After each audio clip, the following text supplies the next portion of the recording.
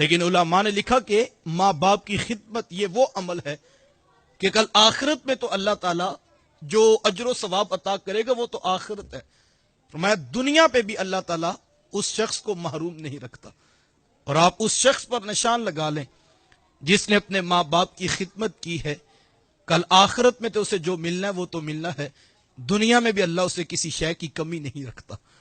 اور اس شخص پر بھی آپ نشان لگا لیں جس نے ماں باپ کو رسوا کیا اور ماں باپ کو ستایا ہے، آخرت میں تو جو اس کے ساتھ ہوگا وہ تو الگ ہے، لیکن دنیا پر بھی آپ اس کو رسوا ہوتا ہوا ضرور دیکھیں گے۔ تو مجھے اور آپ کو ان چیزوں کی طرف غور کرنا۔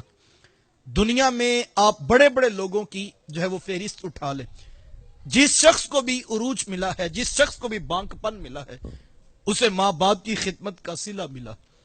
تصوف کا کتنا معتبر ترین نام ہے حضرت بایزید بستامی علیہ رحمہ، جن کو داتا صاحب کشف المحجوب میں تصوف کے بڑے اماموں میں سے ایک امام گنواتے ہیں۔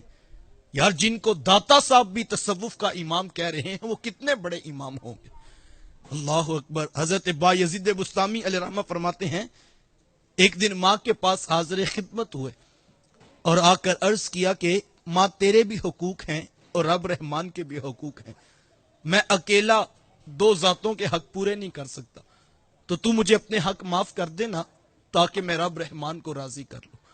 تو وہ ماں بھی تو پھر بایزید بستامی کی ماں تھی۔ آج تو بعض کا بیٹے دین کی طرف آنے لگے تو ماں باپ آڑ بن کے کھڑے ہو جاتے کہ بیٹا ابھی تو تیری عمر ہی نہیں ہوئی ہے۔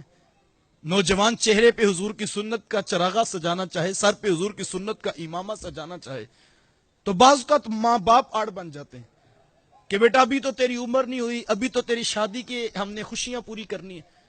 تو اس طرح سے جو ہے وہ ماں باپ اس وقت آڑ بنتے ہیں۔ تو خیر وہ تو ماں بھی بایزید بستامی کی ماں تھی، تو کہا ماں تیرے بھی حقوق ہیں اور رب رحمان کے بھی حقوق ہیں، میں اکیلا دو ذاتوں کے حق پورے نہیں کر سکتا، تو مجھے اپنے حق معاف کر دینا تاکہ میں رب رحمان کو راضی کر لوں۔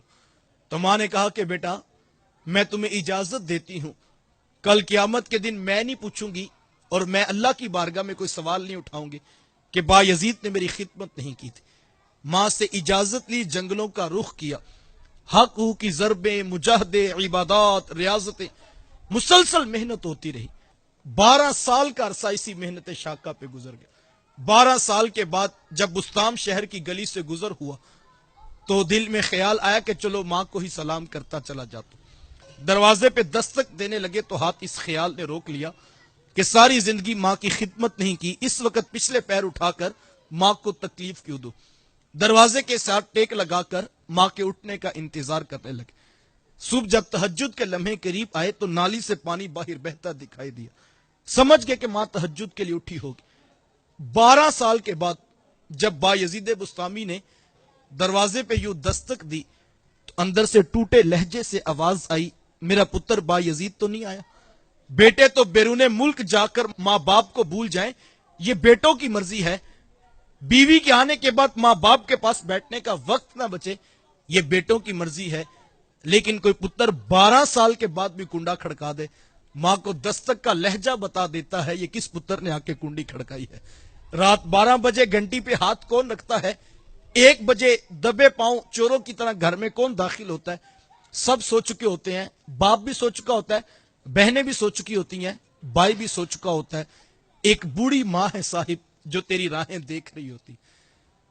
نوجوان تو باہر خوشگپیاں لگا رہے ہوتے ہیں، انہیں تو نہیں پتا ہوتے پیچھے کس کا کلیجہ کتنا تڑپ رہا ہے، وہ تو دوستوں میں ہسمکھ بنا ہوتا ہے، اور دوست کہتے ہیں کہ جب یہ محفل میں آتا ہے تو محفل کا سما باندھ دیتا ہے۔ یہ رس گولتا ہوا لہجہ جو ہے وہ دوستوں میں جہاں بانٹ رہا ہوتا ہے، جیسے ہی گھر واپس پلٹتا ہے تو ماں دستک سے پہلے جو ہے وہ دروازہ کھول کر استقبال کرتی ہے، ماتھا چوم کے پوچھتی میرا لال کہاں رہ گیا تھا، میں اپنے بچے کے لیے کھانا لاتی ہوں۔ تو یہ اپنی زبان کا زہر اس ماں کے اوپر اگلتا ہے جو ساری رات اس کی راہیں دیکھتی رہی۔ یہ کہتا ہے میرے بھی تعلقات ہیں، میرا بھی معاشرے میں ایک سوشل سٹیٹس ہے، اب میں آپ کے لیے ہر وقت گھر میں بیٹھا رہوں؟ صاحب تیرے بڑے لنکس ہوں گے، تیرے بڑے تعلقات ہوں گے، ہاں تیرے بڑے سوشل سٹیٹس ہوں گے، لیکن یاد رکھنا یہ وہ لنک ہے جس کے قدموں کے ساتھ تیرے رسول نے تیری جنت جوڑی ہے، اور اگر یہ لنک ٹوٹ گیا تیرے ہاتھوں سے جنت کا راستہ چھوٹ گیا ہے۔